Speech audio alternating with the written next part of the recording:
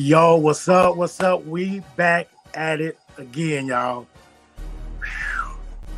This week 2 of the All-Stars, y'all. It's about to get wild out here, y'all. Ooh. Y'all, these polls are about to take us back down memory lane. Listen, every poll was asked to submit a photograph of themselves, a throwback picture. You know what I'm saying? And that is the prompt that they write. So I've seen the pictures.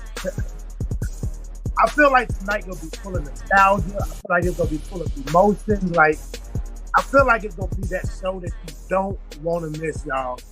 So I'm about to run this intro, and crazy part about this intro, even the judges wanted to get in on this. So hey, we might have to see how they look when they was back in the day. Yo, while this intro play, make sure you share it. Tell a friend, y'all. Let them know. Tell Poetry Slam. It's starting. Let's go. Derek Wallace. What up, J.O.? Kimberly Stewart. Yeah. Big Uno. Yeah. Okay, it's time to ease your mind. No wasted time, I come in peace. Every poem is one of a kind, so every line is R&B. I swear for God, it's time to eat. This is just the place to be. If you riding with the team, then say it loud. I pray your penmanship be photosynthesis. The witnesses and they attentiveness be memorable mentally and so more physically. The creativity with words you see in vividly. The way we orchestrate the place, you think it was a symphony. So bring your skill if you really real. If this your spot demanding, are you the one to make the cut and be the last one standing? Then rip where you from. Let your heart and talent speak. If you grind and reach the peak, then you a real G-O-A-D. J-O speak, J-O speak, J-O speak, J-O speak, J-O speak, J-O speak, J-O speak, J-O speaks. Yo, listen, I don't know about y'all, but it just does something for me to see people in their younger self. Like, it just, I don't know. It do something to me, y'all. So tonight, I want to feel all the feels. So, as y'all know, it takes a village to raise a poet. So, just in case y'all missed the pictures, I did a special intro for my judges because, hey, that's the All-Stars, and tonight is special. So, to my right, my camera always weird, my right-hand man, my ace, my homie. Yo, give it up for Big Uno in the building, y'all. Let's go.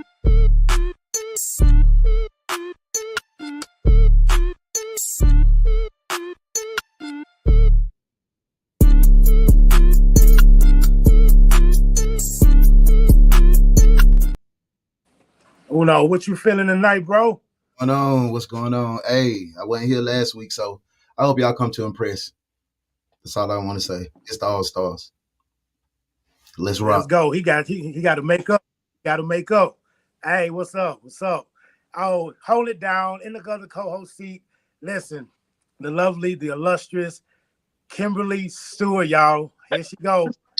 You know this. Listen, I have been working, y'all, since, what was TV call time? 6 a.m.? Wow. 5 a.m. or something like that. And I literally just sat my butt in the chair and turned on the camera. Y'all better come with it. Because if I got to stay up and listen, y'all better bring it. Okay, I'm thrilled to stay up. So I can't wait. Let's go. And just in case y'all missed it, here goes Kim intro, y'all. Here we go.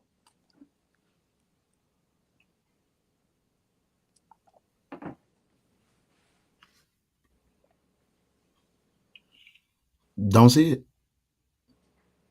Yep. Kim made it out of it today. Mm-hmm. It was just because I was too cute. I was too cute as a fat baby. And it just was, it was just too much cuteness. That is crazy. I could have sworn I put it in there. Oh, hey, well, y'all will keep it going. I don't understand what happened. But listen, on the Poets Row, we're going to bring up their intro first. Then we're going to hear what they bringing in on tonight, y'all, what they looking for. Y'all give it up for Black Chakra on the Poets Row.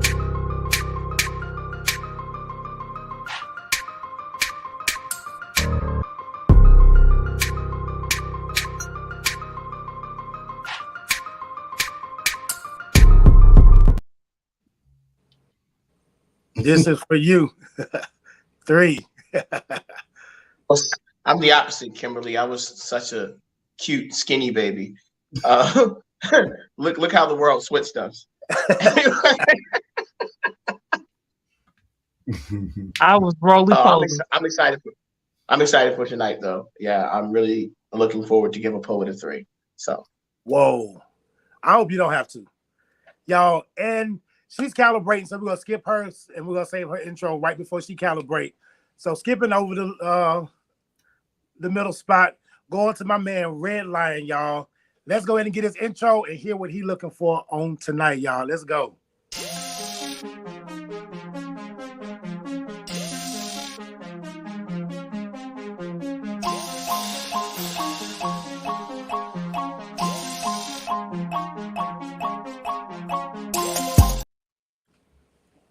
Red Lion.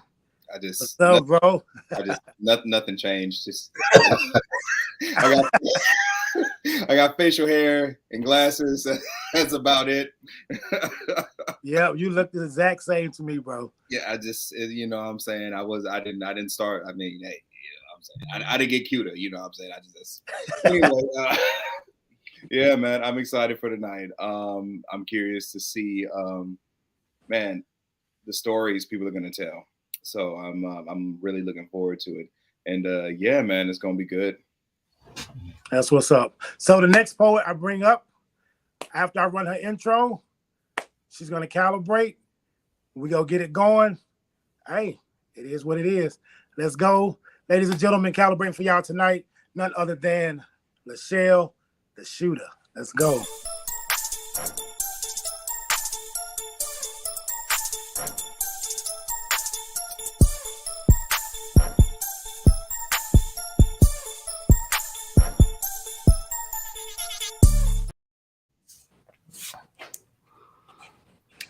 Growing up in a single parent home, there were days I selfishly prayed I would never have to suffer the heartbreak of burying my mother, but I know no parent should bury their child, so what I'll do instead is give her flowers she deserves now. So I will not regret the things never said when I finally placed them on her grave today. I'll bring my mother a red rose, the most timeless way to say I love you, and I swear my mother is a classic, like Earth, Wind, and Fire, like Donna Summers, like Frankie Beverly and Maze. You make me happy. She's a tale of Black motherhood we all know and love. Like, I ain't one of your little friends. Like, don't touch nothing when we get in the store. Like, I brought you in this world. I'll take you out. Like, I would do anything for my babies. I bring her sunflowers because they are my favorite. But also, she is the sun, and they are the only ones smart enough to know if you want what's best for yourself, you must always face her. See, nothing blooms without her warmth, and I swear I would not be the woman I am today, covered in all this strength without my mother. So I bring her violets because nothing says strength like purple and blue hues, and I swear my mother with purple and blue bruise the heck out of anybody that puts a hand on one of her babies. Trust me, I've seen it. But still, she is so beautiful. A delicate life handpicked one by one for care. And I know God handpicked my mother for my siblings and me. So I bring her rainbow carnations, joyful and playful. Because y'all, my mama played too much. Like that one time, I brought my first girlfriend home and she said, I always knew you was a freak. But like the joy I felt, knowing I could bring all of me home literally. And my mother and I would never miss a beat. Like her loving me whole was the natural order of things, which taught me I could love myself whole. Like it was the natural order of things. Y'all, I bring my mother the whole garden because she just loves that. She has a green thumb I wish I had, which is to say, she knows how to bring a dead thing back to life, to find the beautiful in storm and fire. Y'all, she done been through the storm and fire and still came out a beautiful bloom. And ain't that a kind of survival worth all the praise? How my mother root and raise her kids up in love in the midst of her own survive. It ain't easy to love when you just trying to survive. 2 jobs, sleepless days and nights, doing the essential work while everyone around the world dies. It's hard, you know. Facing the reality that we all must die, that there will be a time if we are lucky enough where we must say our goodbyes. But today, I'll say the simple things, like the only ones that matter, like I thank you, I love you, you are my life, a beautiful bouquet of words written in the language of flowers. Beautiful, beautiful. I wish I had a flower. Listen, My wife loves flowers. I should have one with me. Yo, that is the calibration, y'all. That's how you set the night off. Uno. It's on you. I'm light. Something like Lachelle, I want to say thank you for all your time that you put forth on the Poetry Slam, from being a judge last season to coming over and doing it again. You the shit. You the stuff. 10. Let's go. Off the top. All right. Kimberly Stewart. Michelle, you made me think about my mommy. And not just like, oh, let me think about my mom real quick because she's talking about her mom, but you made me think about how I could bring her flowers even more each day. So you get a 10 from me, my love. Great job. Oh, 10. And I heard that vocal. You make me happy. You better sing, girl. You better sing. We find out we got a singing group on the panel. All right, Black Chakra, it's on you. Okay, so my score was a plus 6.5.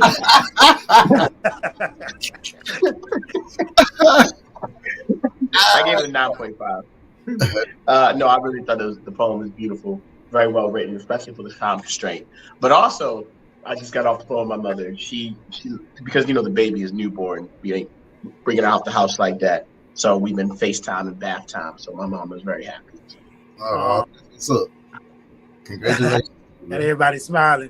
All right, Yeah. Michelle, you can't judge yourself. So Red Lion, it's on you. I love how Jesus, man. Like, I love how much of a dope writer you are. Even with the time constraint, you still manage to come give us that.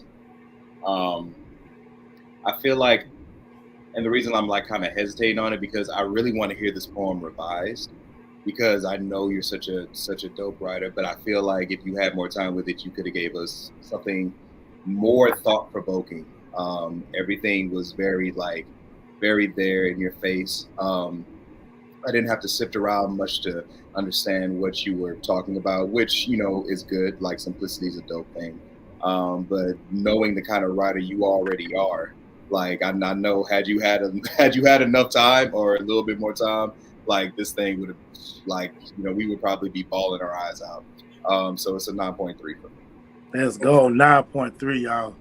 Listen, I ain't about to hold y'all much longer, so you know what time it is. It's time to mix words and emotions with confidence and emphasis. You see, it's the hottest show with a poetic flow, from the one that brought you right and chill, often imitated, but no one ever duplicates the feels. Every Tuesday night at 10 Central, our words weigh heavy on your mental. You see, we interrupt your normal program to bring you J.O. Speaks Poetry Slam, y'all. Let's go. Hey, listen, we have a show tonight. Tonight, y'all, we taking y'all back down memory lane. The poets, they ready, they amped, they've been in the chat room, they've been hyped. Yo, I am excited about tonight, y'all. Just to let y'all know, we only have 7 poets competing. 1 will go home. Yo, we still got the envelopes at the end of the show. The winner gets to pick the fate of next week. They can double their prize. They can pick the prompt. They can get their own immunity. Y'all, it's so much to do here on the All-Stars, but y'all, we got to get it started. First up, y'all, she took the #1 spot last week, and y'all, she kicking us off tonight, y'all. Listen, none other than Madam President. Let's go.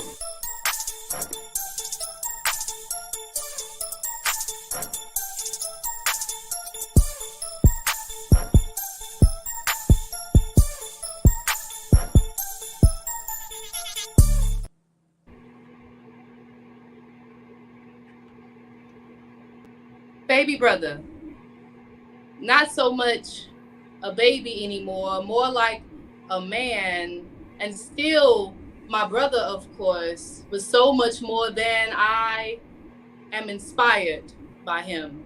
Unperturbed, principled, radiant. I simply admire him. My black brother is music. The weirdest song I've ever heard, but no doubt a songbird, a euphoria of words. He sings out his soul in the warmest of notes, one of the most beautiful hymns God ever wrote.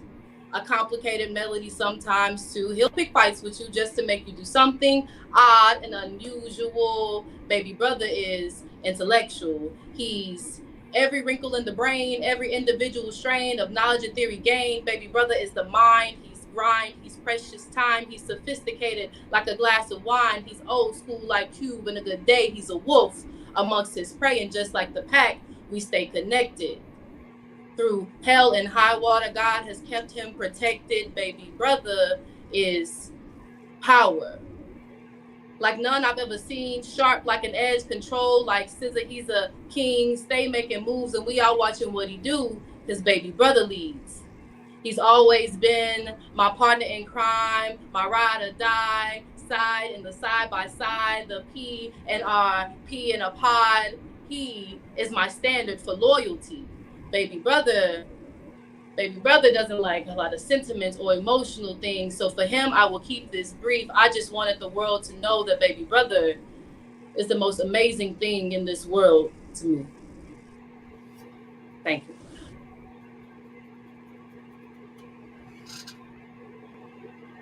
Baby brother, I love it. Uno, it's on you, man.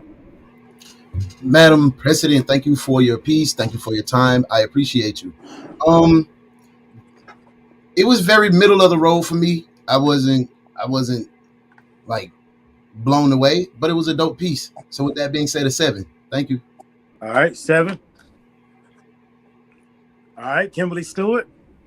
Yeah, Madam President, I love poems about Black men. Like, you can give me a Black man poem any day of the week. I'm here for it. The cadence for me was like, when I hear that cadence, I feel like you got to be spitting, because it's like, like a previous judge said, like poeting at me. You know what I mean? Like, you're giving me the poet voice. And so I'm like, oh, okay, then it's gonna be some fire. Like, I need to hear some fire. But it was a really good piece to like ode to your brother, and baby brother obviously is fire. I'm gonna give you a 6.5. All right, 6.5. All right, Black Chakra.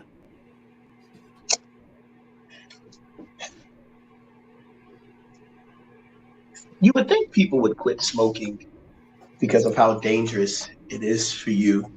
But even though it has the chemicals that are killing you on the label, people still smoke.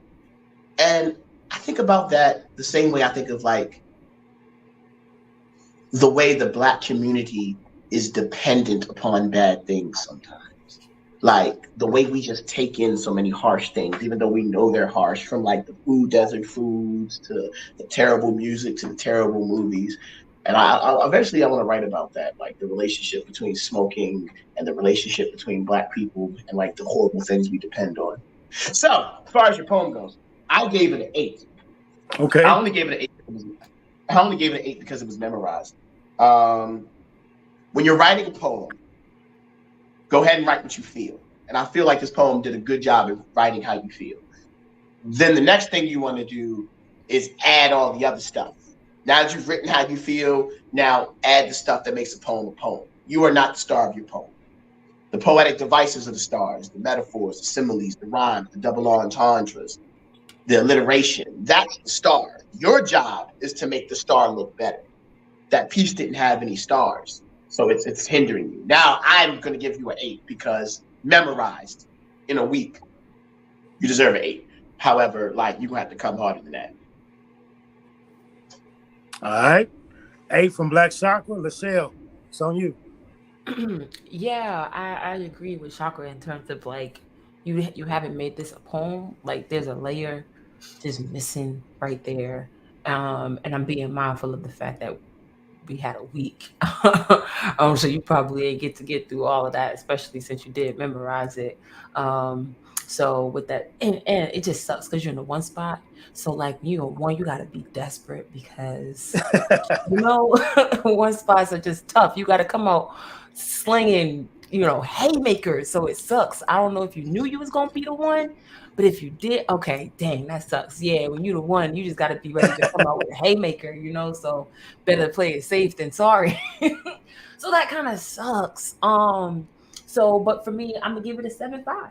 All right, 7.5. All right. Red Lion, it's on you.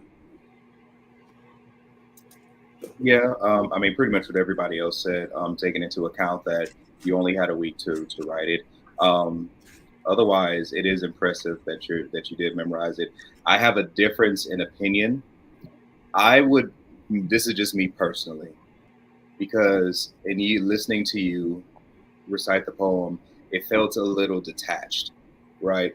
Because even though it was memorized, you were still trying to feel around for the words, right? And we could tell you were feeling around for the words. I think the only reason your tone sounded like you were poeting at us, not because you were trying to, but because you're feeling around for the words and trying to remember them. So, like I said, there's a grace for that. But me personally, I would have been willing to accept the fact that you had memorized it. And if you would have read it off the paper and still given me that emotion and attached that emotion to it, right? And to Black's point, if you were able to add those literary devices that make a poem and sink us deeper into that moment. And like I said, I'm not everybody else, I'm saying? This is just my personal opinion. I probably would have accepted that a lot better, because at least I would have been a little bit more engaged with the poem. But I'm saying, but that aside, to memorize that is just I'm dyslexic. So memorization for me is just difficult in general. So that's impressive to me. But no, I thought it was a well-written piece. It's not your best work. We've heard better from you. But what I'm saying, with that being said, it's a 7.9 for me. All right, 7.9. Let's go, Madam President. Oh, we got the applause in the building. Thank y'all. Listen, Madam President, you did that. I thank you for kicking us off tonight. Hey, like Michelle the Shooter said, that number one spot is always hard. We're going to put you in the green room, and we're going to keep this thing going, y'all. Listen, y'all, next up to the stage, man. This is the first time I feel like boy ain't been back-to-back, y'all. Give it up for none other than Symbolic. Let's go.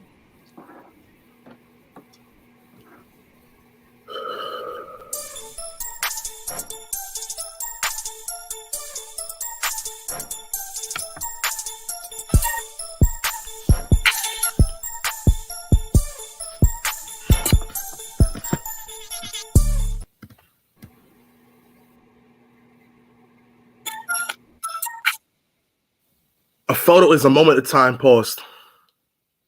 To reminisce, a photo album is meant to bring joy, but now it feels like a collection of eulogy cards. Finding one of the few times my smile felt genuine. Had to be no older than 5 here. A year before my light with you grew dim. Looking at this picture, I'd forgotten how vibrant my grandfather's smile was. Dennis and I were inseparable. His skin shined with the perfect gray hair tone. I can imagine the surrounding sound being James Brown in this picture, the backdrop being my grandparents' living room. These days, it doesn't feel like home. There must be a reason I feel missing. Homes are made of living memories. Sometimes I don't want to remember. Don't make me remember. Seeing Grandpa's hair disappear, looking back, knowing his lungs was decaying. I have to live these memories. In a time period I can't remember fully, even if I try to. When my best friend was still breathing, I felt my safest. Being happy is a select moment, and switching out my pain to gather fragments of my time spent with him. His presence commanded respect. His cologne had this distinct smell, y'all. I remember his cigarette breaks and staying in the child's place, hiding my discomfort with that. Remember being picked up after school. Those are the days I attempted to get straight A's. But does it not hurt? Being tethered to memories to a dead member. These moments never seem to make me smile anymore. As I look deeper into the pictures, his eyes stare back. All I see is his vision in my head slowly disappearing. And the day he took his last breath. And it's all blurry now. The days we never get to do together. There's a ghost in the picture of a cold body I had to touch the last time in 2004, creating a shell of who I once was. Dennis and I became separate. I miss his smile so much, and his laugh. Oh, what do I do to give it back? To avoid these times fully submerged in tears, I used to be a people person. Now solitude is a product of healing. The more his image leaves my frame, I forget who I am. And every time I have to relearn myself, I think about him. To him, I was the smartest student, but all this knowledge left for him. Now I'm missing character development. Housed in with my past self, finding schematics, engine to make me forget. These days, punishment for myself is not being there for my grandfather's last moments. Do you recall the good times where you could laugh and not smoke 2 J's just to cope with this, just to feel what's been missing? Now I need 2 J's to justify jubilance. I remember now, a hero taken from me. Now I don't even trust my smile, refusing to look in the mirror for there's no reflection. A reverse vampire to the neck, I keep sticking out for memories to bite into me. A couple of J's and everything will be all right, but nowadays nostalgia blows my high and glimpses fading my grandfather does in each new photo he can't take part of. Where did his smile go? Suppression in my eyes, lens capturing hatred, rotting what was supposed to be sacred. I surrendered scars that became sterling, the memory's tragedy. This is part of me. I only remember as I look at these family photos, a younger me, crowd surfs in the bags of his eyes, drowned by the teardrops, pieces of me tearing what's left of me. So why do these memories hurt so much? Shouldn't I be happy? Instead, I'm at crossroads, and now my heart ghost rides vacancy. Let's go, y'all. Hey, this the number 2 seat, y'all. We just getting started. Uno, it's on you. Symbolic, I appreciate your piece. Thank you for your time. I appreciate you, man. This is probably gonna sound crazy, and okay, it's me. Your pauses in that piece were perfect, bro. It created a cliffhanger for me, and I was engaged totally from the first word to the last word. Your pace for the piece was great. Usually I feel like you rush through your stuff, but you was in your bag today. This was for you. No disrespect to no other poet, but this was the best one of the night so far. So with that being said, man, I'll give you a 9.2. I appreciate the piece. All right, let's go. 9.2. Kimberly Stewart, it's on you.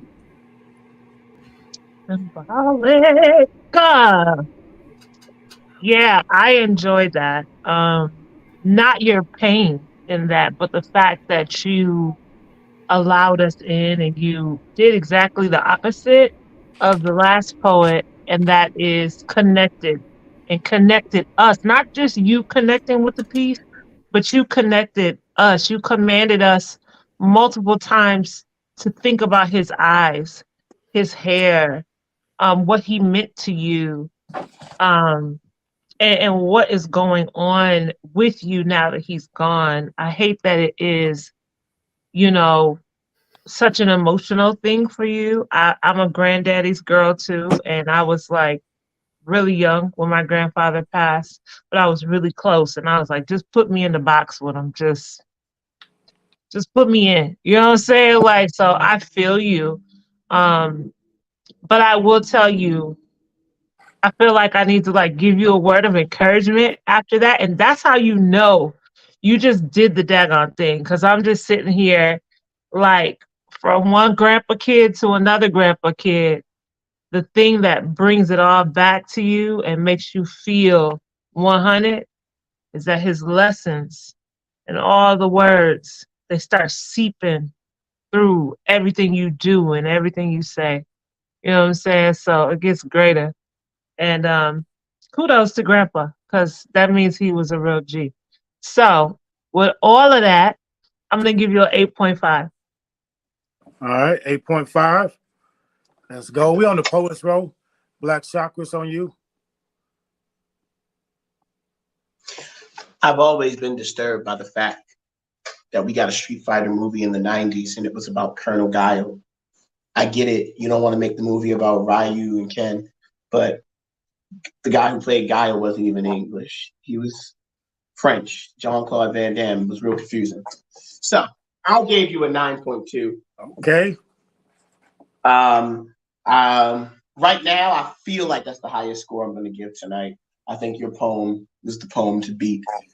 You did a great job in how to show off being a good writer with also showing off vulnerability. And it wasn't like, I want you're a good example, because like it wasn't crazy. You didn't like force tears down your eyes. There was no snot or nothing. You just dove into the topic. Like sometimes I think people think vulnerability is this show or this act that you must put on. No, I felt like that piece was very vulnerable, very well written, and I think you tapped into the prompt extremely well. So 9.2. That's what's up. All right, Lachelle the Shooter, it's on you.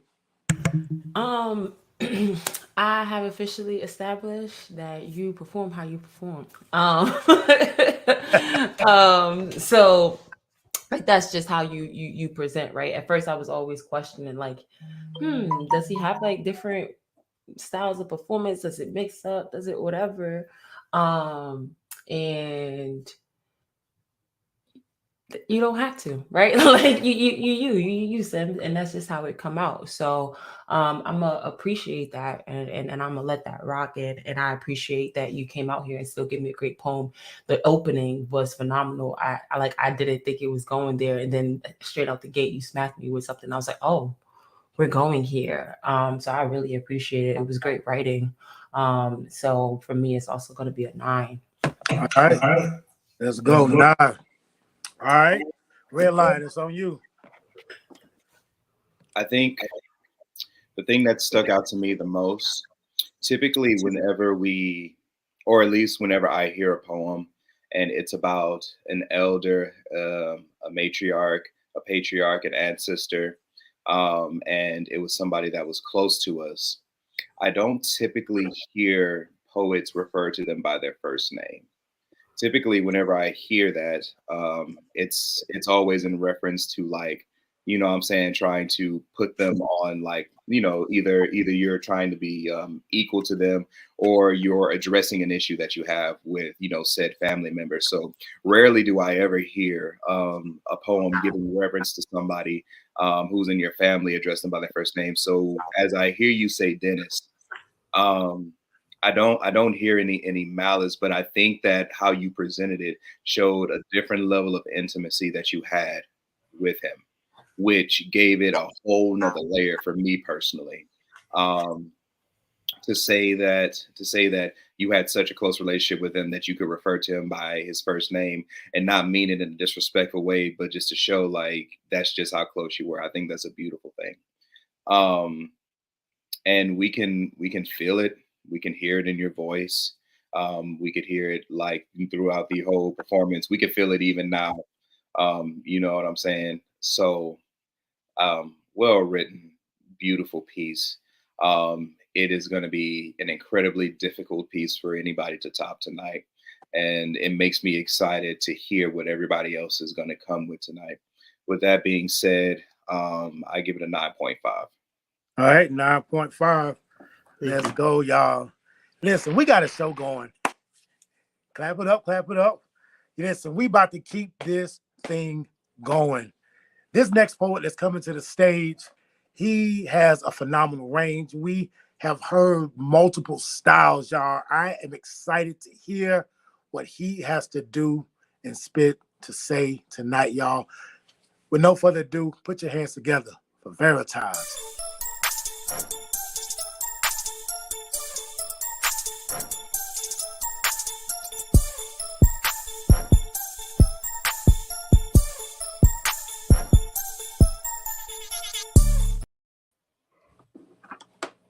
To the kid with the mismatched shoes, you will walk through most of your life confused. Keep a cleaning cloth because your soul will often be drugged through the mud. Your life will be rough. You will endure creases and scuffs, so stay laced up. Embrace yourself for shock because it will often feel like you are being beat against the pavement as you walk through life. Offspring of a mismatched pair, son of a proud black mother with Boricua blood in your DNA, a father that will never darken your doorstep. You will never see his footprints. You will at times feel untethered, tied to nothing, often running with no finish line in mind in a race with no other competitors. To the kid with the mismatched shoes, confused because you don't know which label or brand you are properly placed up under. Pick a side, just do it. Check a box, they'll say. Black kid named Jose, confused over your colorway, trying to find your footing, trying to stand in high places, though very mid, trying to fit into boxes you weren't designed for, trying to walk in terrain your soul can't get a grip on, trying to tie yourself to half sizes that are not quite you. Trust me when I tell you, you cannot force the fit. Many will look at your shoes confused like, do you walk through blocks or barrios? Are you more black A1s or peanut butter Tims? What are you grounded in? But never mind that. Be comfortable in your confusion. You can't sneak ahead of this identity complex. You didn't choose these shoes, but you choose how you walk in them. So stand 10 toes deep. Be firm in the pair you wear and know that your two tones worn atop your thick sole are a perfect match as you walk between two worlds, head towards the clouds, feet soiled with bare earth, feet planted in fertile ground. You are as black as you are brown. You are as brown as you are black. You are not mismatched, but unmatched.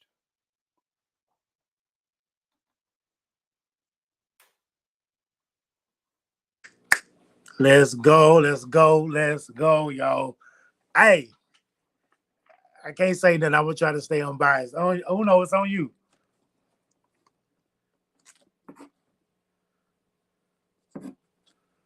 I appreciate your time. I appreciate your peace. Thank you, Veritas. One thing I want to point out, man, like I'm like the common folk in the common judge in the slam, right? So I'm like the ear of the people, and I'm the eyes of the people. So this is a visual slam, right? You took the time out to have your whole background set. You have your name, the name of the piece in the corner. I was entertained for the production of your piece, and that's when you took your art and you took what the judges always say. Kim say something about background. Instead of complaining about it, you adjusted.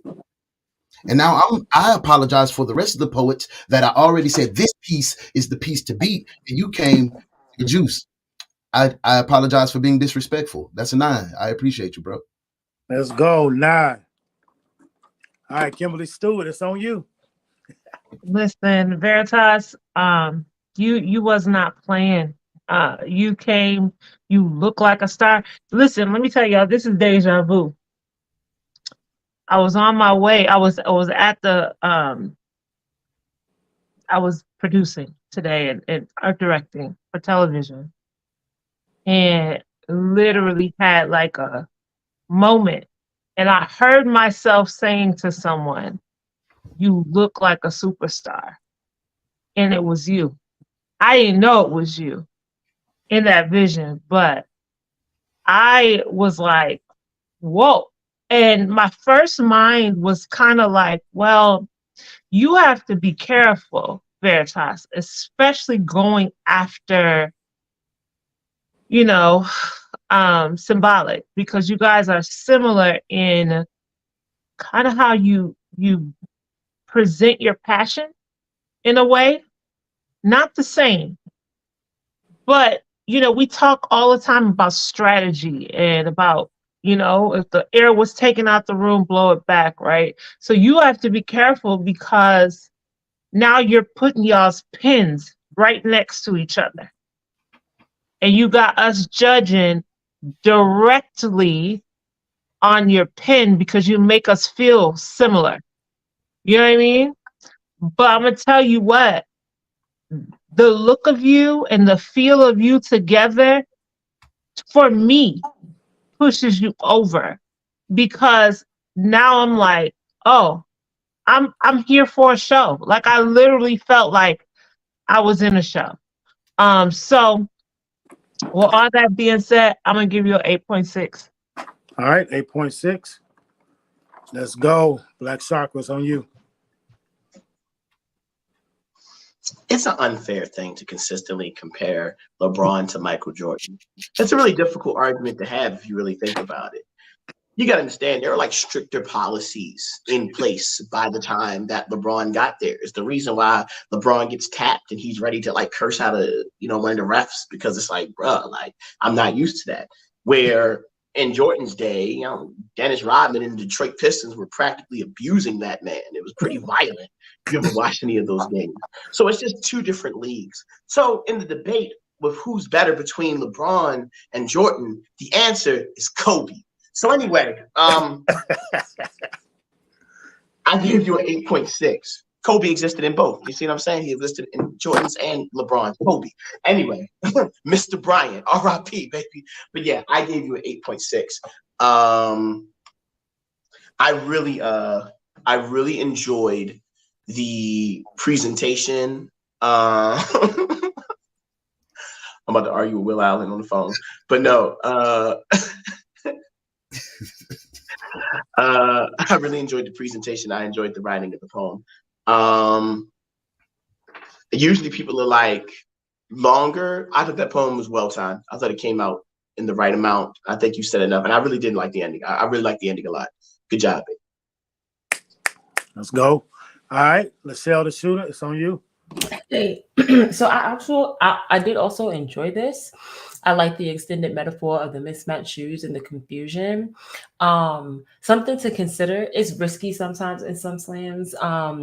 But if you just get to perform this piece in general, since you're playing on that black and brown, as I don't know if you actually speak Spanish, but to mix that in there too, just to keep playing on that confusion and being able to go back and forth, it's something to consider. If you hate it, scrap it, but just something to see, like if you want to play with that, if you can, and play with that language too, and keep mixing in that confusion. Like I would love to feel more of the confusion within it, because even when you talked about it, some of the things felt very Black-ish, right? Like even like the Black Forces versus the Thames.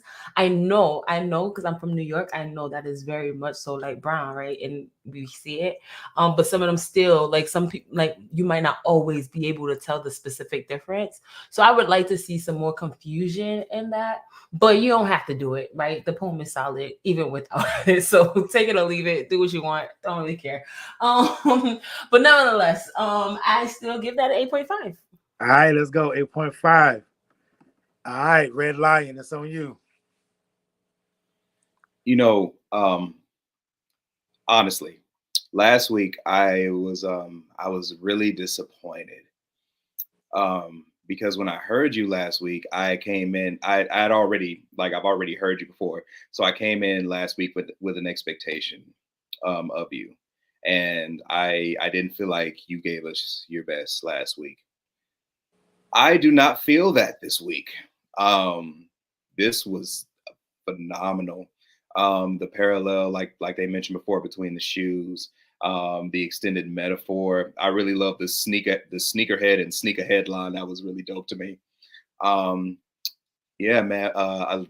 Biracial poems. I've heard so many of them. But this was a different take that I hadn't heard yet. And I thought that, it was amazing. I agree with Lachelle. Integrate more culture into that. I know you were like trying to like really focus on that extended metaphor, but like, what I'm saying, give us a little bit more culture, maybe change up your tonality whenever you are either speaking Spanish or, what I'm saying? What does it sound like to be a Black boy in the region that you're in? You know what I'm saying? Just as a connecting point for your audience, right? Because when you do that, you create connections with people who are listening to you. But man, no, like they said, man, it's a solid poem. I loved it. It was dope. It's an 8.9. Okay, 8.9. Yo, listen, I feel like I am looking at an album cover. He done calmed down already, y'all. But Veritas, I appreciate your professionalism. I appreciate your piece on tonight, bro. Thank you so much. Listen, y'all, we about to keep this thing going. We had the fellas. We had back to back, y'all. Last time to dig in the bag and listen to what the ladies got to say tonight. I remember her first piece, When a Black Woman Speaks. It was powerful, and those words still resonate. I am excited to hear what she has to say tonight. Ladies and gentlemen, put your hands together for none other than Lenora Elaine.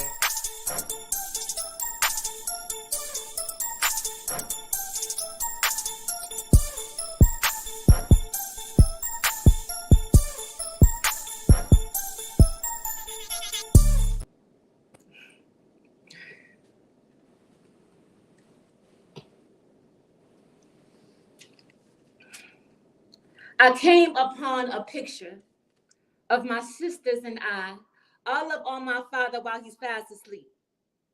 In the picture, my sisters are smiling from cheek to cheek, and me, well, I'm looking kind of peeved. I've come to realize my childhood memories are somewhere between forgive and forget, as if my consciousness is split. I grew up a fortunate misfit amongst too many fatherless friends. Grew up with this fury in my heart from all them times my father caused pain by being human. Flashback to my father tenderly delivering my feverish body hot tea in his calloused hands. Flashback to how them same hands cause pain to my thin skin in the name of discipline.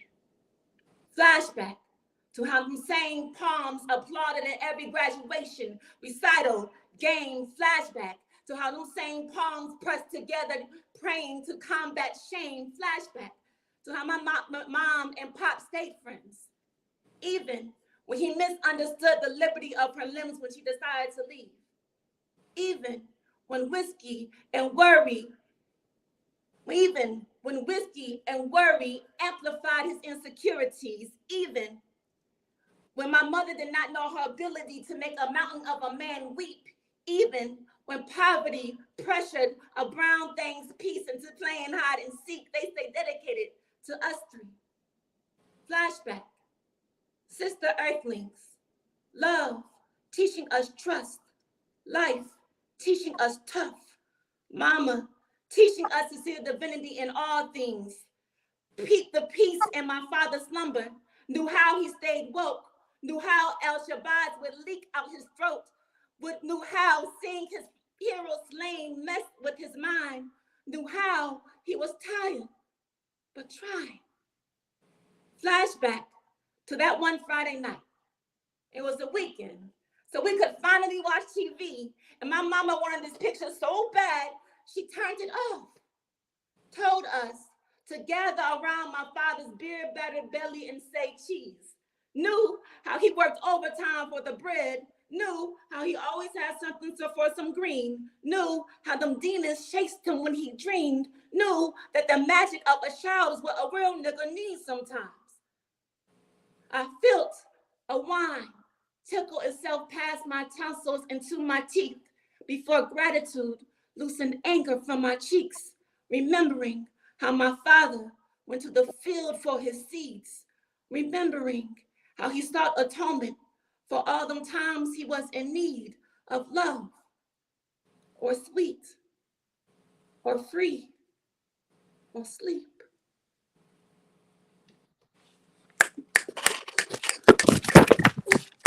Let's go with the mic drop at the end. Uno, it's on you.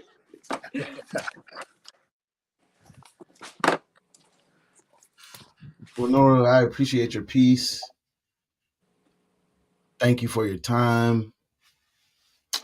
I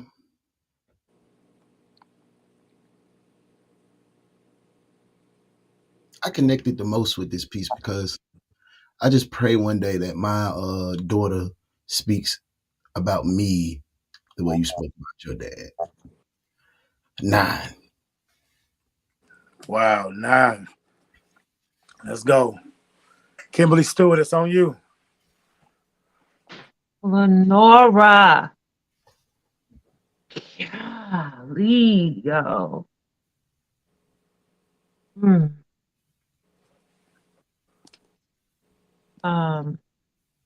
From a woman who loves, I deeply love my father, and he's flawed. He was flawed in my upbringing, and he's still flawed as I'm an adult. But he always went to the field for his seed. For you to be able to, you did the same thing as Symbolic, and you took the picture and brought us into the world of the picture. But what you did differently than Symbolic is that you explain to us exactly who, why, what, when, where, how you were in that picture at that moment. And then brought us through, like even who you are today, but brought us back to that moment. It was genius how you talked about how your mother organized that picture. Like there's so many things about this poem. Like you unpacked and repackaged and unpacked and repackaged so many things and took us on this journey through this picture with like, man, I'm touched, I'm moved. I know the picture and I didn't know that that was the picture. And so for that, only because you stumbled, I'm not giving you a 10, but I'm going to give you a 9.5. All right, 9.5. Black Chakra, it's on you. When we're talking about Denzel Washington and Will Smith, we're talking about the conversation of one kick done 1,000 times and a person with 1,000 kicks. This is the difference between Will Smith and Denzel Washington. I think Will Smith got a lot of bags. You feel me? He can be comedic. He can be serious. Denzel is just Denzel. But the Denzel that is Denzel in every movie he brings is just perfect. Like, I'm sorry. Like, sometimes dramatic Will Smith, 7 pounds, ain't that good. Sometimes comedic Will Smith, Men in Black 3, ain't that good because he has so many bags to dip in. Denzel has one bag, and I feel like he lives in that bag, but he's just good at it. You copy and paste Equalizer, success. Copy and paste Malcolm X, success. Copy and paste Training Day, success. So all that to say, I like Denzel. Anyway, I gave you 9.2. Wow. I really enjoyed the writing of that piece. You do a great job of pacing the aesthetic throughout the poem. And this was the critique. This is literally like the answer to the first poem. I was like, yes, you have a week, but pack it with all that beautiful writing. I was very impressed with the beauty of the writing.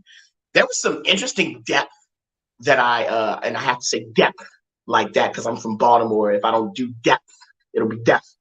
So there's some interesting depth in that poem that I don't know, it made me want to write one.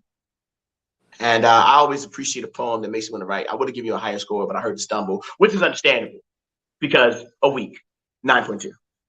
Let's go, 9.2. All right, Lachelle the Shooter, it's on you. Yeah, I love good repetition, so I really appreciate the usage of repetition in this poem specifically to give us the flashbacks.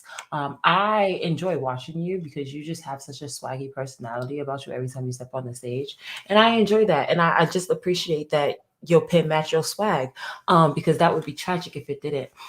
So I really do appreciate that so much. Nevertheless, all that to say that I'm gonna give it a 9. A 9. Let's go. Red Line, it's on you.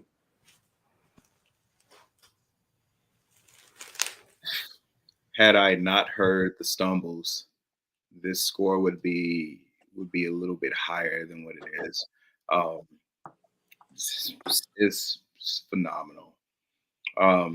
Anytime a poet can literally make me pause and drown me in their world, and I feel like that's what this poem did. It really drowned me in there, all the way from the picture representation, like they mentioned before. Like I couldn't help like seeing the picture in the intro and like hearing you, I couldn't get the picture out of my head.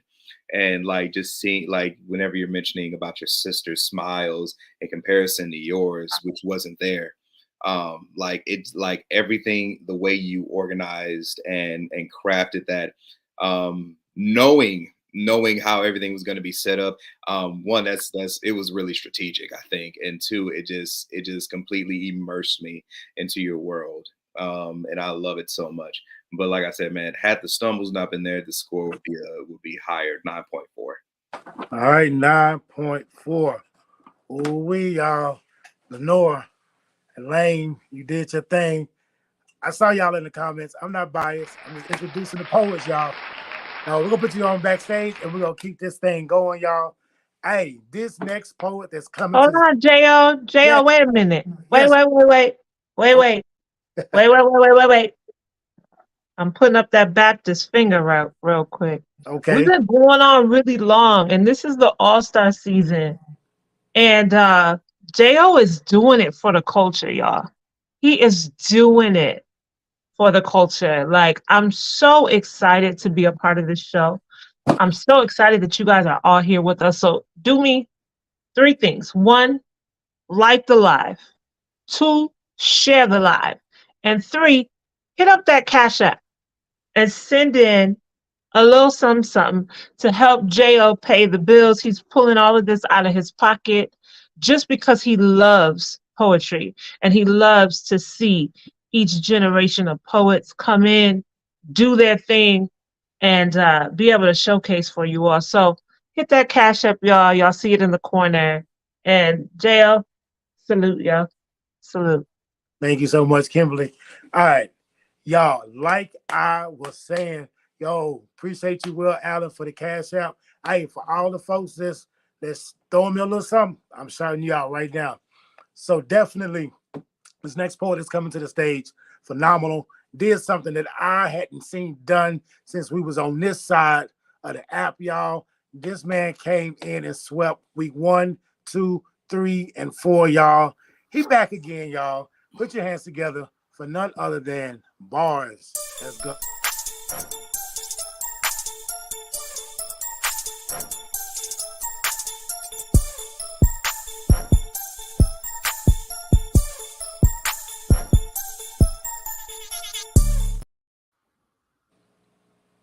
To be completely upfront with you, I've never been a fan of backing down. Not down from a challenge, and definitely not down memory lane, but thanks to this challenge, I'm forced to say hey to the kid that I used to be, the little me who played Little League for the Rochdale Tigers. Long before there was poetry, it was baseball. Long before there was poetry, it was baseball that inspired me and taught me that the first second I use even a third of my full potential, I could bring home any trophy.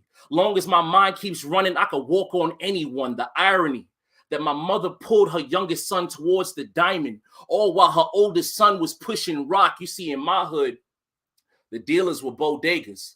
Posted on the corner of every block, me being 9 in the sport kept me from sporting one. So this snapshot that y'all saw is an important one.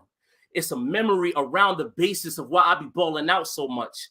Playing as a Tiger taught me that even when I fall, I'm still landing on my feet.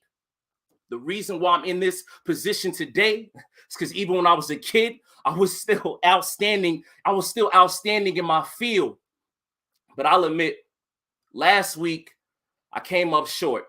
So I had to stop and get back in my bag. They told me to quit playing, get back in that bag, and I listened to them. I reached into my satchel and I dug out every page that wasn't major enough for the big leagues. You see, I'm held to a higher standard.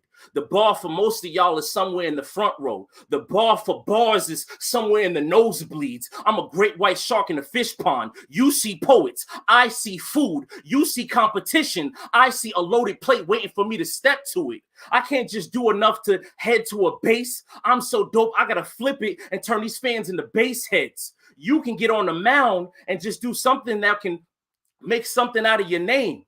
I'm a bull with the pen, meaning that when they call me up, it's to close out the game. We are not the same. I spit harder than a 9-year-old with his teeth missing. Beast with it. My pen been earned its stripes, and I be writing every piece with it. This ain't my first time at bat. But for some reason, I keep rewinding back, and I gotta lose that mindset. I've never been a diamond in the rough. Ever since I was a baby in this game, I've been keeping it smooth. Shout out to my team captain. You either catch that reference or it went over your head. Don't worry about it. It's nothing to run home about. If I don't amount to the big me that the little me always wanted to grow up to be, then this whole era was an era of the highest proportions. And it would fill me with so much remorse if I allow my sacrifices to fly to the wayside. If I drop the ball, I might as well drop myself, because what is a baseball if not well-rounded and covered in stitches? There are countless scars that created bars. And I'd be nuts if I ever let concession leave my lips. I wouldn't be able to stand myself. My world is a series of curveballs sliding towards me at the fastest speed, and they ain't gonna change up no time soon. So why should I? Instead, I'm gonna knuckle up, shut out all the noise, knock it out the park, and always go for 30s. Matter of fact, from now on, this ain't a J.O. Speaks Poetry Slam. This is J.O. Speaks Home Run Derby. And when you call my name, I'm going to step up to the plate and hit you with the star power you know I'm bringing. Because even if I get taken out tonight, best believe I'm going to go down swinging. Pause. Let's go, let's go, let's go. Hey, that boy Bars say, going down swinging. Uno, it's on you. Hey, before you go, shout out to Dino Brown. Appreciate you for the cash out. Shout out to Monk Kuma. Hey, love to love y'all. Y'all bring tears to my eyes. Let's go, Uno. It's on you. Bars, I appreciate your piece, man. Thank you for your time. Hey, just me, my personal opinion. So for 2 seasons, man, you've been dominating. And don't take this the wrong way. This was my least favorite performance. But that doesn't mean it was bad. It was just my least favorite performance since I've seen you so far. Yeah, I just felt like you were forcing the metaphors in there. It turned into it was definitely a dope piece that you started in the beginning, but then it just felt a little forced to me. So with that being said, I'll still give you an 8.8 for it. It was still good, but it was my least favorite performance of yours. Thank you. All right, 8.8. Let's keep it going. Kimberly Stewart, it's on you. Hey, Bars. Yeah, I think this one fell flat for me. I don't think it was on the prompt. Maybe I missed it. I mean, you went back down memory lane to last week, right? And I don't know if there's something going on personally, or you just were shaken a little bit by the competition. I can't really tell. And where I've never really seen you be shaken by the competition before. So I'm gonna think that it's the first part of that. Maybe there's something going on personally. It felt like it was hard for you to focus. And really, really get on track. I've never heard you stumble that much. But I definitely know who you are, right? And you said something in your poem that's for real. Like, we hold other poets to a certain standard. We hold you up in the nosebleeds. That's because you decided to come in getting, the win every week. So you did it to yourself. Just saying. I'm going to give you a 7.8. All right, 7.8. Let's go. Black Circle, y'all. We're on that Poets Roll. As a boxing fan, I recognize that there are 2 types of fighters. You got boxers, and then you got monsters. My favorite boxers are Muhammad Ali, Floyd Mayweather, Mickey Ward, Sugar Ray Leonard. These people had a science mastered of boxing that I thought was impressive. But then you have monsters. Like, where did you come from? Like, don't run into this person in a fully lit alley. I'm talking Mike Tyson.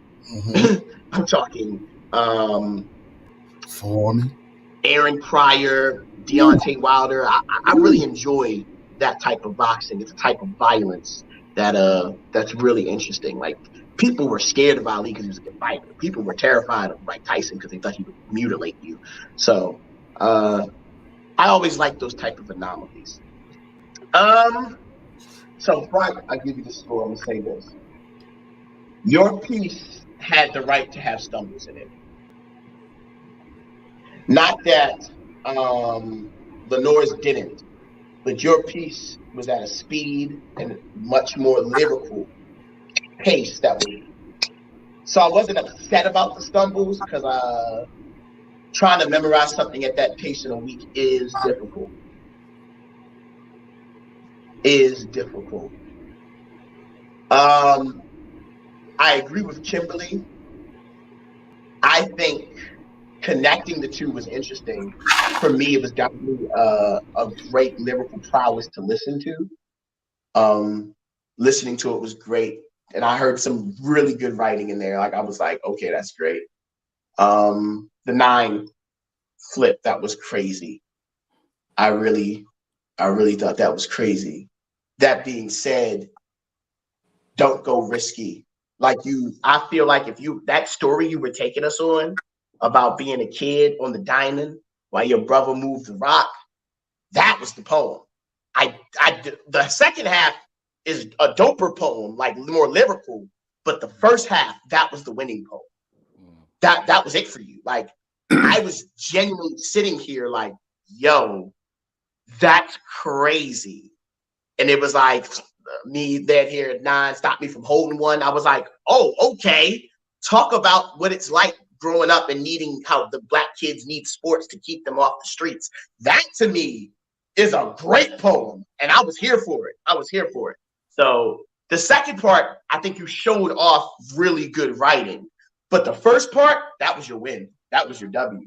So yeah, like, I don't know why you switched. Maybe you want to make a statement, which is dope, but don't be dangerous. I gave you a 9.2 because I really enjoyed the writing. I was having a good time while listening to it. And just like a woman in Tijuana who stole my wallet will tell you, a good time is everything. Not the woman in Tijuana. All right, y'all. Listen. All right, let's tell the shoot. It's on you. Yeah, I'm waiting for that moment where you learn how to mesh your vulnerability with your bars. That's what I'm waiting on, right? Like, I think you've had that conversation before where you tend, like, there is a way to be in your bag and still tap into that extra layer. And I think that hits on that point of where you got away from the poem that would have won tonight, that would have really pushed it over to the edge if you had just stayed in that true memory lane instead of trying to bring us back to that present, moment and giving us the bars and try to hit us with those haymakers. So I'm waiting on that moment because I think once you tap into that, it's gonna take you to like another level that I really hope to see. So with that being said, I'm gonna give it an 8.9. All right, 8.9. So red line, it's on you.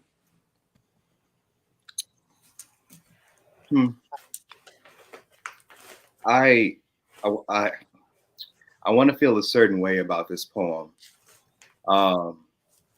One, I love the writing. That's the part I love about it. The writing was just exquisite. It was good. The thing I did not like about it, and it's not the first time that you've done it, but it's making a response, right? And I think it's a skill thing that you utilize. You do it really well. Battle rappers do it really well as well. To where you are taking everything that you've learned and you are, putting it in your pieces. I think that's creative. That's dope. But I've heard you do it like, 4 or 5 times maybe. So that's the thing that I really, I'm just like, you don't have anything to prove to us. Like, we know you dope. You know what I'm saying? Which is why, like, the second half of that poem that Black mentioned, like, you literally, like, that first half, like, that was like, I was there for it. And then it's like, I'm saying, you got to the point where you're talking about the standards, the nosebleeds. And actually that kind of reminded me, speaking of Black Chakra does have a poem, and it's called Get At Me Dog. And it very much reminded me of the line Black says, where he's like, you go to a slam thinking, I hope that I win. I go to a slam like what's higher than a 10. And it reminded me of that bar. Like, whenever you're talking about the nosebleeds, I'm like, that's really Black Chakra-esque to me. And it's dope. And I love it. But you know what I'm saying? Like, for the competition, the prompt, where we are reflecting on our lives, I don't want to hear about the other poets. I want to hear about you. You know what I'm saying? Yes, you dope. Yes, you phenomenal. I don't need to hear about everybody else because now I'm thinking about everybody else. Now I'm comparing what everybody else did to what you just did. I don't need to know about everybody else. I need to know about you right now in this moment. You know what I'm saying? And that's just how I feel about it. But once again, not taking it away from the writing. The writing was dope. The writing was good. And last week, going back to last week, where a lot of us were disappointed because we felt like you took that week off. We felt like, man, you know what I'm saying? Because we expected more out of you. And I could see a clear hunger in you. I could see you like clawing for it. And I admire that. It's going to be a 9 for me. So 9. All right, Bars. I appreciate you, bro. Awesome job. We'll put you backstage and keep this thing going, y'all. For sure. Listen, y'all, this next poet that's coming to the stage, we normally see her in the first 2 spots. Yo, she came with a whole new vibe last week. She almost took first, y'all. I'm excited to hear what she come back with this week. Ladies and gentlemen, put your hands together for none other than Kay Soleil. Let's go.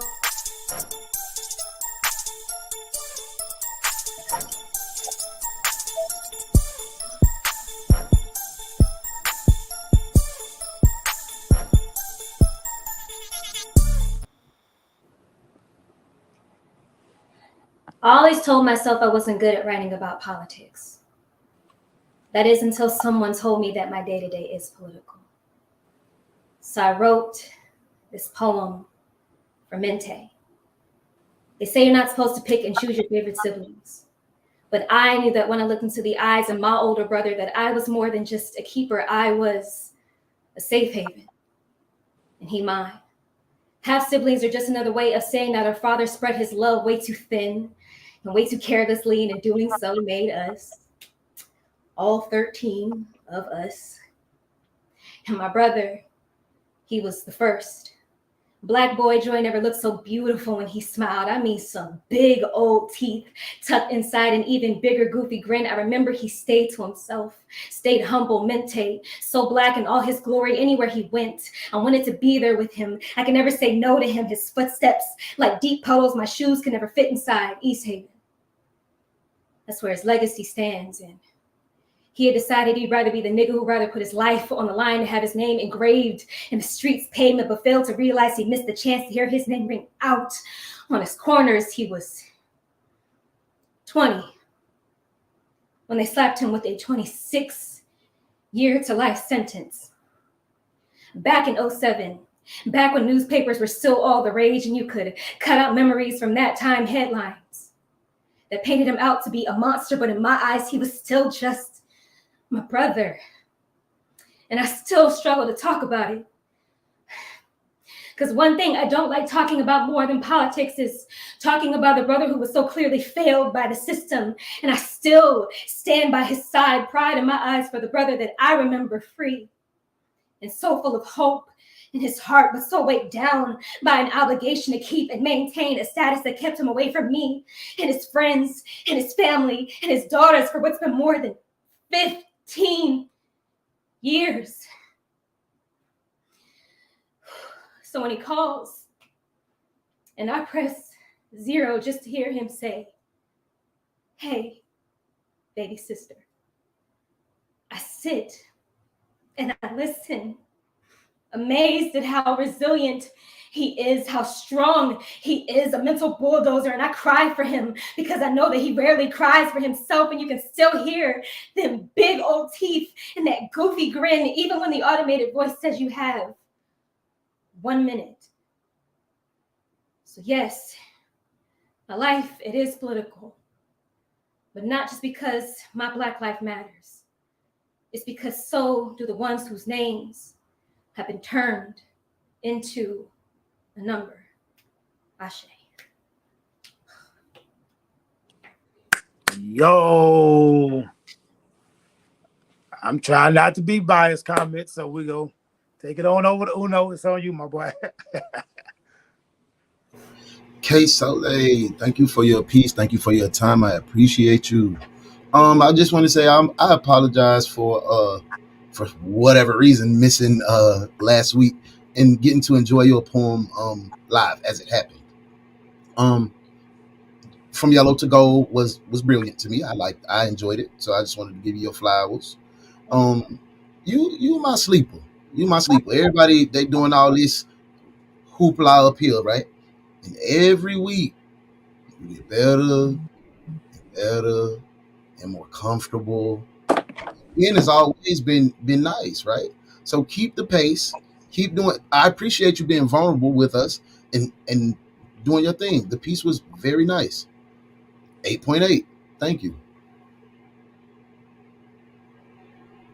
8.8. Got you. All right, Kimberly Stewart, it's on you.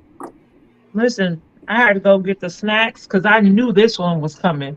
I knew she was. This is like going to the movies, y'all, for me. Like, you know, all the good things, the games, the movies, like, you know, the awards show. You gotta have those snacks lined up. You know what I'm saying? Listen, Kay, so like I'm really starting to feel you more and more and more.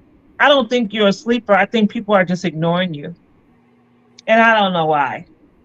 Because that would be really silly of them to do.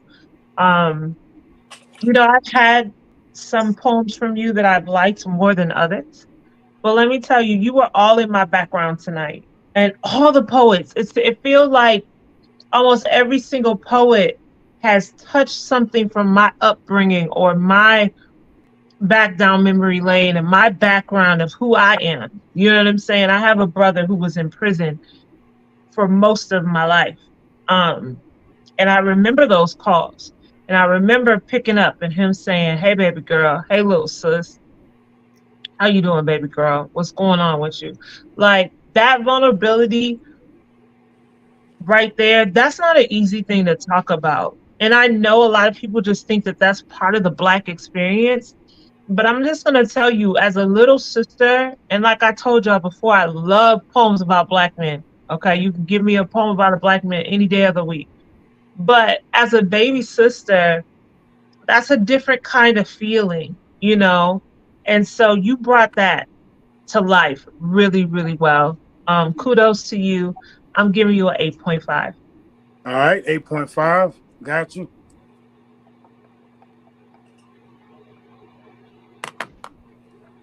All right, Shaka, it's on you.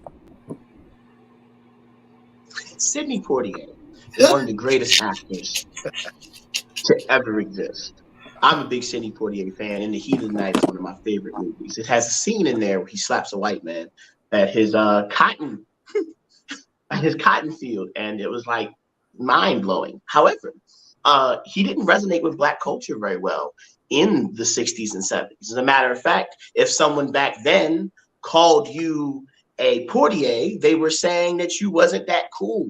Black people didn't really start resonating with Sidney Poitier until he started doing movies like Uptown Saturday Night and Let's Do It Again with He Who Shall Not Be Named. So that being said, I think it's really interesting when you see the trajectory of this actor who we have like mythicized. Even back then, people don't, you know, some people just don't get their flowers when they're supposed to. You will, though. I gave you a 9.4. You're getting better every week. Let's go now. And you're getting better every week. The poems are getting better. The emoting is getting better. I'm a big fan of how a poem ends. That landing, but for the ones whose names get turned into a number, yeah, that was solid. I was very happy with that. Good job. Wherever you live, it looks very nice. Kimberly, you got people sprucing up they behind. I ain't got no stuff like that. But yeah, very good poem. Uno, you fly AF, bro. I see you, bro. I mad fly energy. Like next week, I'm about to come with my stunning shades on. All right, let's share the shooter. It's on you. Yeah. So Shaka is the one who like let me know about what type of poet I am, particularly when it comes to performance. And I feel it with you in terms of being able to like just really emote, draw a crowd in with that vulnerability mixed into it, where it's like you just feel like you're telling me a story, and I don't really know if you like performing it or what, or if you really just in the mood, what's happening. But I'm like listening to you, and I'm like, this just feels like a regular story in a good way, and I really appreciate that, and I enjoyed that, and I feel like the emotion with you. So for me, you were like the poet that I connected with emotionally the most in the story. So I really appreciated that. And I can't wait to see this once you like get the chance to like revise it and go through and do some more work on it. I think it's like already a really good poem, and I think it's gonna be solid, like just outstanding, especially with the way that you perform it. So it's actually my highest score for the night. So I'm gonna give it a 9.2. All right, 9.2, highest score for the night. Let's go, Red Lion. It's on you.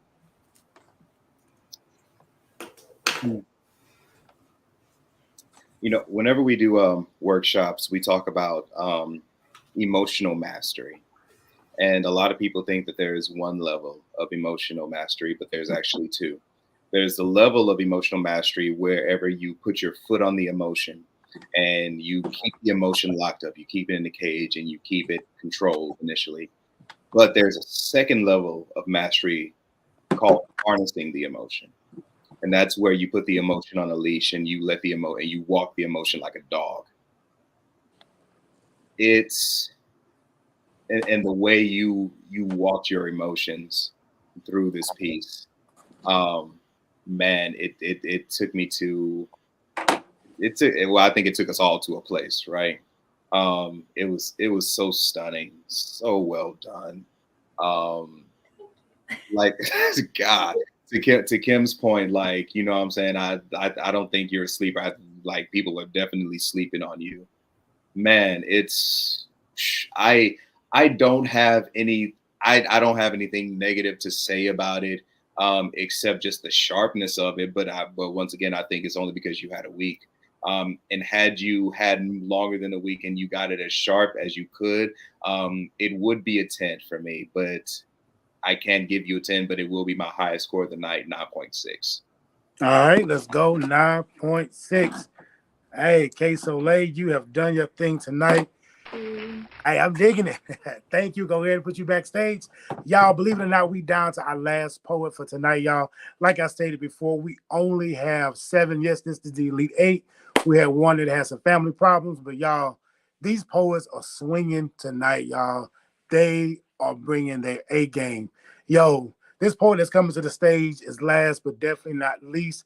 I love her style. It's very unique. It's something that, hey, it's different. And hey, let's put our hands together. Let's go for the poet, Wordmatician. The Wordman.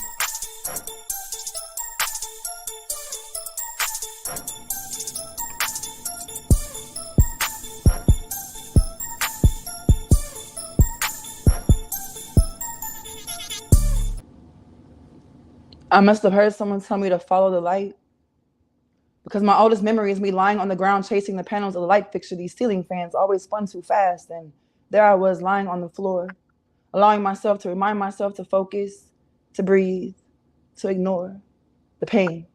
Too many instances drift from my grip. When I attempt to remember the time frame, my frame was so small.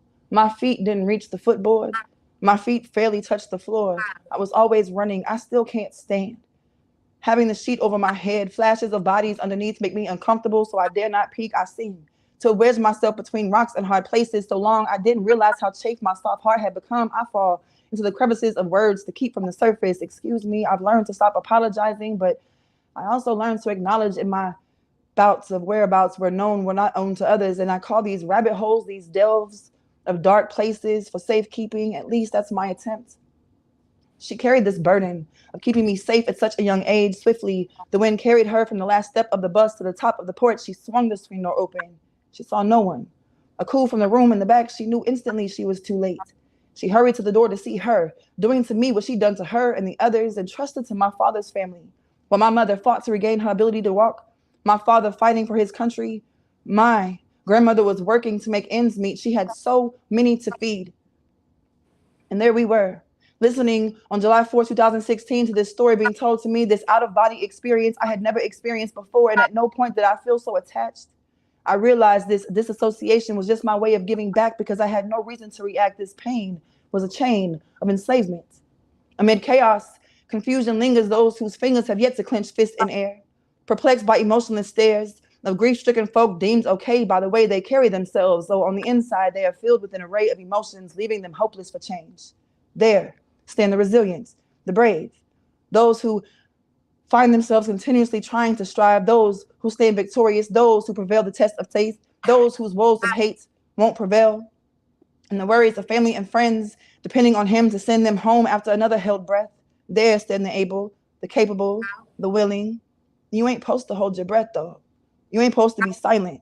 You ain't supposed to be still. You ain't supposed to be compliant. You ain't supposed to be battered, bruised, plucked, broken. You ain't supposed to pretend or defend. You ain't supposed to bargain. You ain't supposed to stay angry. You're not supposed to be touched. You ain't supposed to be shamed or afraid or silenced or fake. You ain't supposed to be blamed. You ain't supposed to be raped. You ain't supposed to be harassed or belittled or mishandled. You ain't supposed to be still.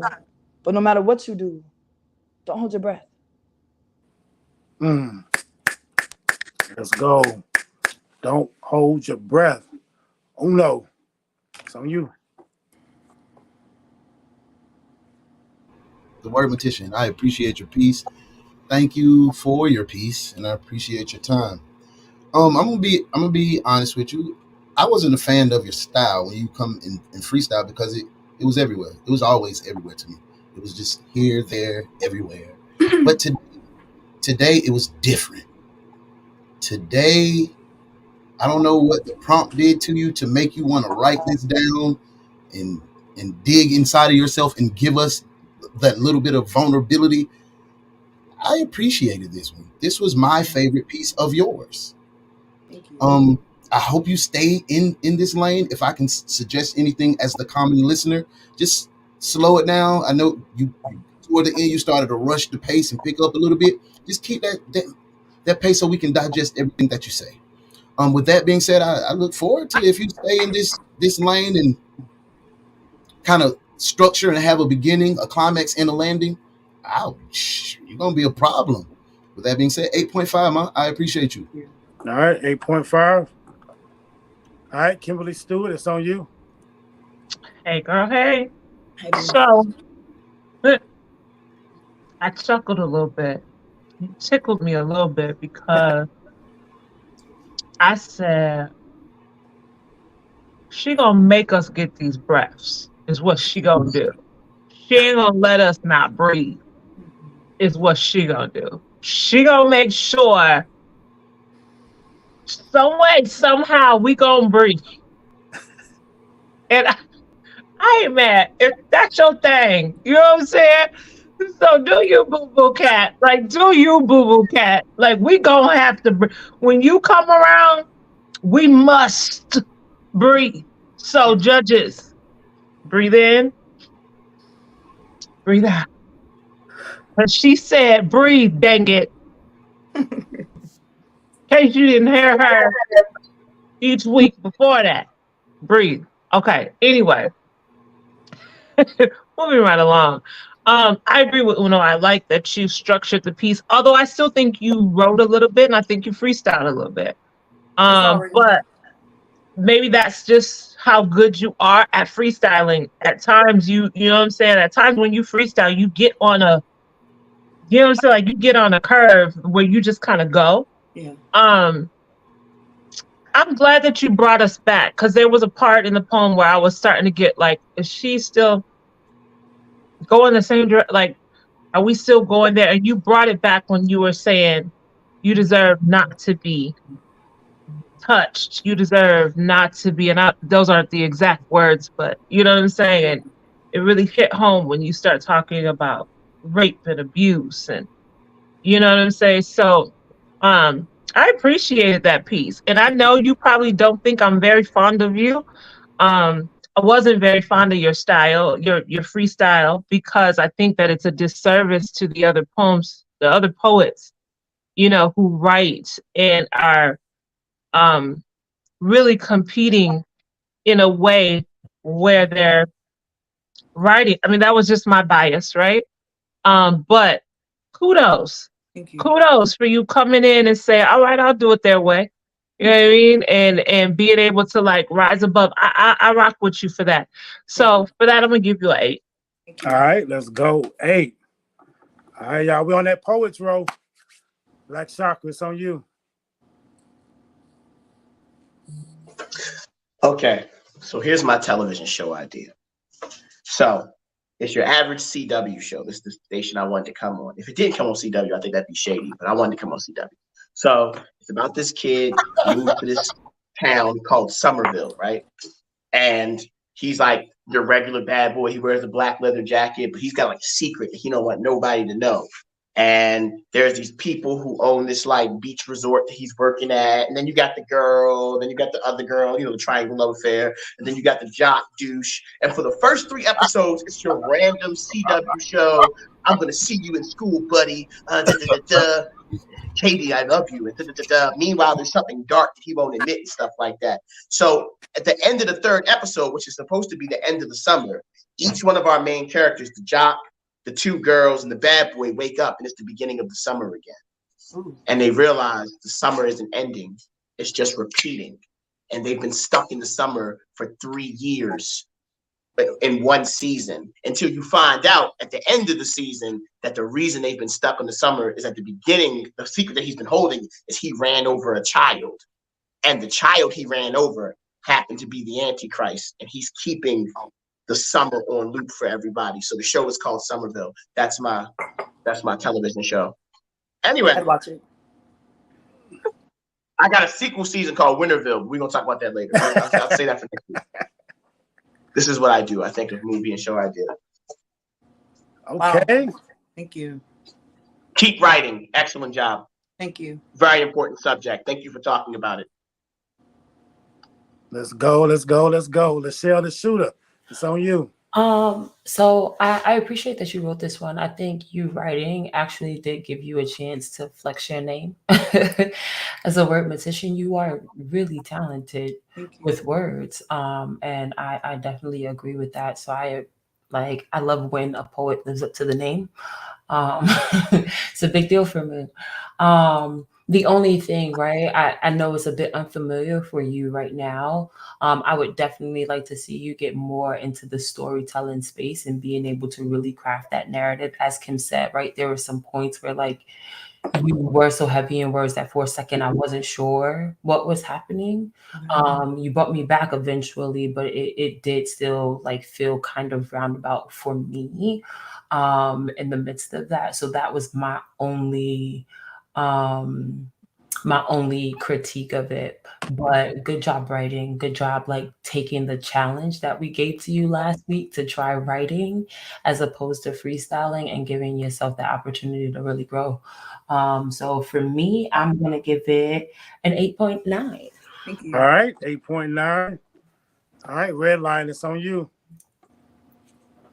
Before we wrap up, I just want to acknowledge the fact that nobody got a 3 tonight. I think that's a very, very important note. We did not make our 3 quota. You know what I'm saying? Now next week, I don't know how that's gonna turn out, but be careful. I wish the camera was I don't know how everybody else looked whenever you started your poem, but whenever you didn't say breathe in, breathe out, I was like, wait a minute, she ain't say what? I said, boy, I leaned in, I was like, oh, what we finna talk about? Oh man, I am pleasantly pleased. I am so pleased. Thank you. I think it goes to show that you are a phenomenal writer. You know what I'm saying? To Lachelle's point, a cohesive story as you're writing, a story that, you know, people can follow along with, making more references to where people can draw an anchor to, right? Anchor us down at a point, you know, and hold us there, you know, give us something to hold on to. I will say that whenever you started repeating post to, I've heard that in somebody's poem, I believe. I've heard that somewhere, and I can't pinpoint where I've heard it, but I have heard it before. You know what I'm saying? But I thought that it was I think that whenever we do that, you know what I'm saying, make sure that you in some way, shape, form, or fashion relay that back, right? I don't know if you heard the poet that I'm thinking about right now. No idea. Okay. All right. But you know, with saying that to say I've heard that particular repetition before. But yeah, man, I mean, otherwise, dude, like I was on the inside, my heart was so warm. So warm. I was like, yes, we're here. Oh Lord. Oh, so with that being, I love it. Job well done. 8.5. Thank you. Awesome job, Word Mortician. Yo, you did your thing. The writing was phenomenal tonight, not just for you, sis, but everybody. We'll go ahead and put you backstage, y'all. And listen, we have come to the end of the show. This is the part I don't like because one has to go. And to me, they are all stars. Like, this is the all-stars, and tonight was phenomenal. But tonight, leaving us is Madam President, y'all. Yo, like y'all said in the comment, that #1 spot is crazy. But y'all, next week, I don't know what's going to hold. It's up to the winner. Tonight, the winner is, put your hands together for none other than Lenora Elaine.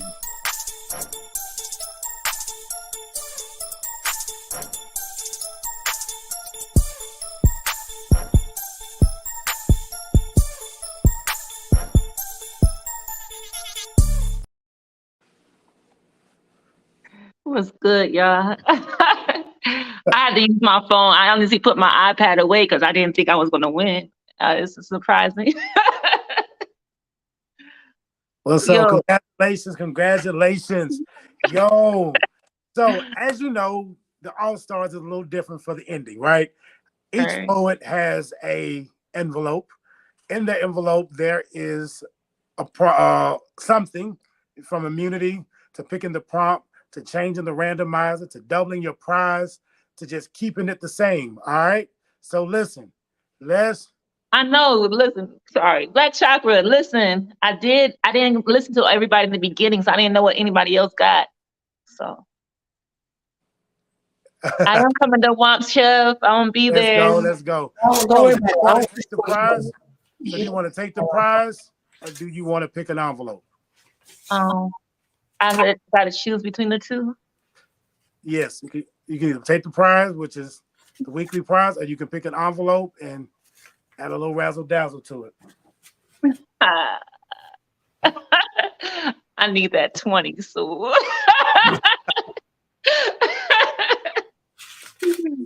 Right. Are you keeping the prize?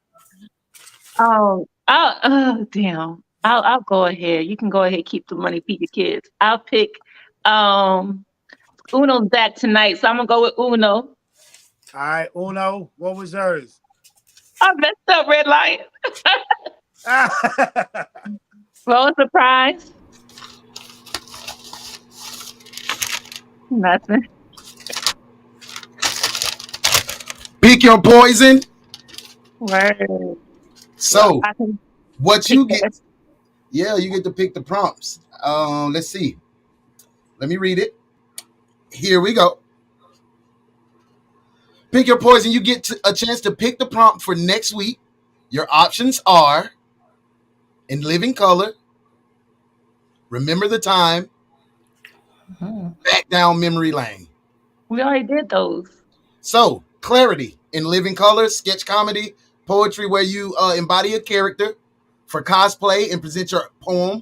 This is a difficult, but it's your task. Welcome to the All-Stars, or Remember the Time, where you take it back to an era, 80s, 90s, or 2000s. So, In Living Color, Remember the Time. Oh, dang, this is all kind of, oh, damn. So, In Living Color, sketch comedy poetry, where you embody a character. You got to be a character via cosplay. And yeah, I'm going to go with Remember the Times because I'm not good at comedy. Nobody. So the Remember the Time is you have to write a poem that takes us back to an era, 80s, 90s, or 2000s. Congratulations on your win this week. Congratulations, y'all. Lenore saved y'all, because guess what? I was getting ready to do that in living color, and that was going to be the prompt. So she switched it. Good job. Good move. Good play tonight, Lenore. Because, hey, we did that when it wiped a whole competition out on Bigo. Ladies and gentlemen, I appreciate y'all for rocking with us. It has been an awesome pleasure. Make sure y'all come back. Yes, we went back down memory lane. Next week gonna be a little different because it's Remember the Time. But yo, Jesse, you don't think that we just out here saying nothing? Let me go ahead and let y'all hear the prompt. Yo, what's up? On location at Michael Jackson's childhood home, y'all. That's it right there here in Gary, Indiana. This week, the prompt is Remember the Time. That's right. Y'all, we're taking it back to our favorite era, whether that's the 70s, the 80s, the 90s, yo, the 2000s for some of us, y'all. Remember the time, y'all. Whatever piece you can write, that's going to inspire us to remember that time, yo. Let's get going. Let's get that pen working. Remember the time. We out.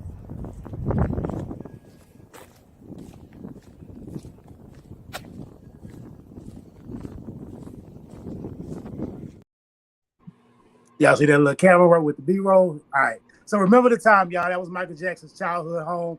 I went out there just to kind of get the clip, y'all. Y'all, next week it's going to be live, y'all. I'm excited. I want to be taken back, y'all. Let's do it. I appreciate y'all for rocking with us. Make sure y'all tap in next week, every Tuesday night at 10 Central. J.O. Speaks, out. Derek Wallace. What up, J.O.? Kimberly Stewart. Yeah. Big Uno.